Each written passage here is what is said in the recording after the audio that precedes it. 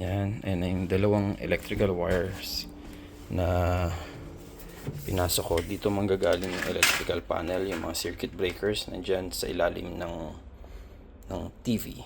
Diyan may cabinet dyan. Maglalagay ako ng cabinet. And electrical panel will go there. And then go up to here. Nilagyan ko nitong wire protector.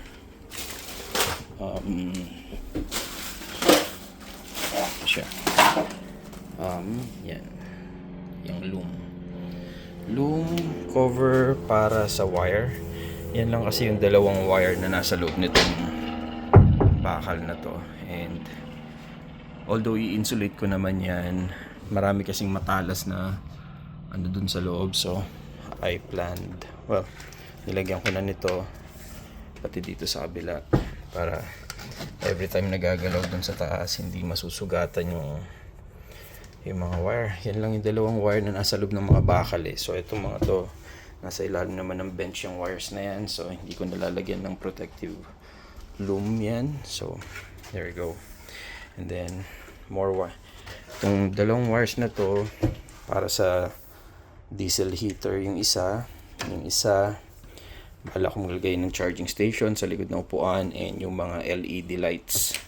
So sakto naman yan para sa 15 amps. Sobra pa yung sa charging station and sa yung isang diesel, yung dalawang diesel heater is like wala pang 4 amps ang magagamit niyan. So pwede na rin yung dalawang wires for the diesel heaters. Yan, nagbutas ako sa bubong. Ang next kong gagawin is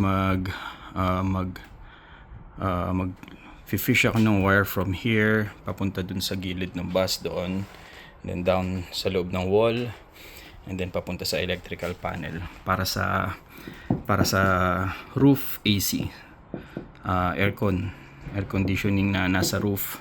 Wala pa yung aircon ko, so maliit na butas muna, pero I'm pretty sure na 14.25 by 14.25 ang square na kailangan natin dyan para dun sa RV AC. And yeah, yun na lang iniintay ko para ma-close, para makapag-insulate na ako. Mamaya papakita ko rin sa inyo kung paano mag-insulate, or kung hindi kung paano. Pag nakapag-insulate na ako, ipapakita ko rin sa inyo yan. And yeah, and para sa AC, kailangan natin ng 12-2 wire kasi medyo mataas ang wattage. Hindi pwede yung 14-2 wires natin, kaya kailangan ng 12-2 wires. Yan, yellow. Ang haba, 32 feet lang ang tinitinda sa tindahan. So may mga sobrang wires, pero konti lang din naman. Magagamit pa rin natin siguro in the future. So yeah, I'll show it to you when I'm done fishing the wire mamaya. Gagamitan ko nga pala nitong fish tape. Fishing wire ang tawag ko dito, pero nakasulat dyan is LED lighted and fish tape. Meron na ako nito pero walang LED light.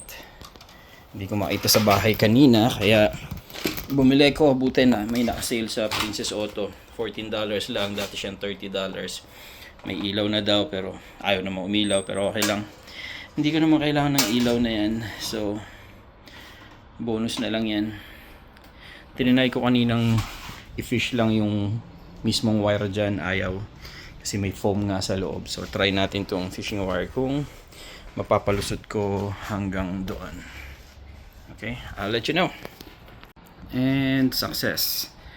Ito yung wire, tapos umano sa bubong, lumabas dito, yan. Kita nyo. After nyan, itatali ko sa dulo dyan sa may ilaw na yan itong wire nito, and then hihilahin ko pabalik. And tingnan natin kung madali lang siyang gawin. Yan, natali ko na siya sa yellow wire ng electrical tape lang. Hihilahin ko siya papunta dito. Yan, subukan natin kung gagalaw yung, yan, kita nyo gumagalaw yung wire.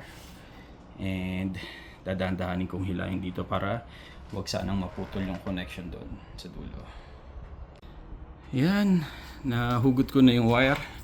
Dito na siya, papunta doon. And yan yung natirang wire. Medyo maiksi lang din pala. Sakto lang din siguro yung wire na nabili ko.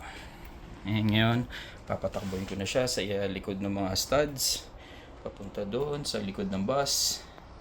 Then puputulin ko. Or baka tsaka ako naputulin. Pag nandiyan na yung electrical panel. Yan, tinanggal ko yung takip uli nung, yan, ito. Yung kulay white na to, tinanggal ko from here para maipasok ko yung wire sa loob dito sa likod ng kahoy. Yan, sa baba, and then itatakbo siya pa ganun. And then ibabalik ko na ngayon yung takip, yung kulay puti dito, yung bakal. And then pag nabalik ko, ready na ako mag-insulate. Ipapakita ko sa inyo mamaya yung gagamitin kong pang-insulate yung spray. And yeah, once ma-insulate ko yung wire na yan, forever na siya dyan. Siguro hanggang mabulok na tong bus na to. Hindi na siya alis dyan kasi may sprayan siya ng foam. Mag-expand yung foam and matatago na yung wire. Yeah. Yan nga pala yung wire para sa aircon. Ito yung dulo ng wire. Dyan muna siya habang wala pa yung aircon. Hindi pa na-order.